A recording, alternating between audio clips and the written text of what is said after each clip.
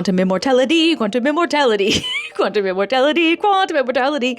We believe you. I've been tagging this one nonstop. Let's watch this quantum immortality story. Welcome to our timeline, friend. I think I jumped timelines. Let's talk about it. This was a little over a year ago at this point. I want to say mid to late November. And I was going to visit a friend who lives in a town about 30 miles away. It's important to state that it was like unseasonably warm at the time, and I didn't even take a coat with me. It's also important to note that like every single day, I checked the weather and there was no snow or any kind of precipitation in the forecast. So I was surprised that evening after dark when on my way home, it began to snow. My main concern here was visibility because, like I said, it was unseasonably warm and I wasn't concerned about accumulation. But when I finally got to my exit and pulled off, while the ramp did not look slippery at all, it just looked damp like the highway had, as soon as I started to apply the brake, I began to slide. This is a fairly long exit ramp. I want to say like 200 yards long. And I didn't start applying the brake, as I never do, before I had gotten about halfway there. I was probably still going about 50 miles an hour at this point, and as soon as I started to slide, I knew that there would be trouble. There were 3 or 4 cars stopped at the stoplight at the end of the exit ramp, and my first concern was hitting one of them. What I should have done in this case was try to steer to the left, because to the left of the exit ramp, there really aren't any hazards. It's just grass. The grade is fairly flat, you know. But to the right, there are quite a lot of hazards. In no particular order, they are: 1, a giant wall of signs advertising different like restaurants and gas stations and stuff that you can find near the exit. 2, the grade of the ground is at a decline into a little embankment, so there is a risk of rolling. 3, a little further to the right, several yards, there is a swampy area. And 4, there is a smaller collection of signs at the end of the exit ramp. So as I'm sure you can guess, I go off the road. And at this point, a lot of things start racing through my head. My first concern is that I'm going to roll, because at this point I'm at like a 45-degree angle. My second concern is that I'm going to hit that big bank of signs, because I went off the road not too far from it. And I thought, crap, I'm going to hit these signs going like 50 miles an hour, and that's going to be it. That's lights out. Like I said again, if I had rolled and continued rolling, I would have ended up in that swampy area. And even if by some miracle I miss these 3 hazards, there was still the risk of me hitting the other bank of signs at the end of the exit ramp.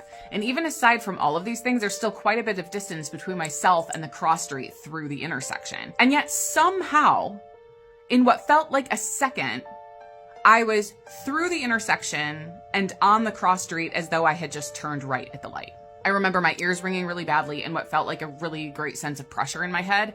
And granted, that could just be because of stress, right? Like, it was a really stressful situation, but nothing was so strong as the confusion. I was literally just sitting there. My car stopped in the middle of the road, and eventually other cars started slowing down behind me and started honking their horns, and it kind of like brought me back to reality, and I had to turn around because normally I would turn left at the stoplight to go home.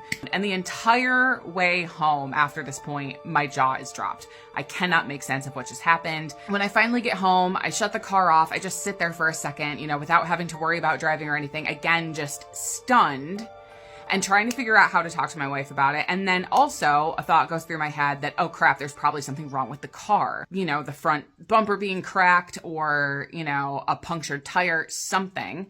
And so as soon as I collect myself and get out of the car and start checking it out, I fully expect to find something, but there was nothing. Like, and when I say nothing, I mean like there wasn't even mud or grass stuck in the wheel wells. And like I said, the ground had not frozen yet. There should have been something. There should have been stuff stuck in the grill, especially like if I can't even talk about it, like my brain still can't wrap around it. If I were to have just plowed straight through, which I don't know how I would have without sinking into the mud or like hitting something else, how did I get all the way like through that distance from where I went off the road to the cross street?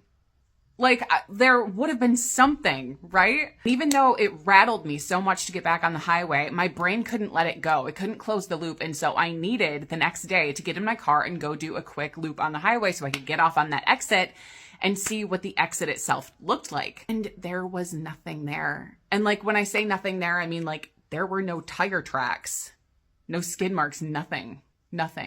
I'm obviously willing to entertain the possibility that this was just a series of like really fortunate coincidences, but as someone who's really interested in quantum physics, I can't shake the feeling that I may have unalived in another timeline and just popped into this one where the accident never happened.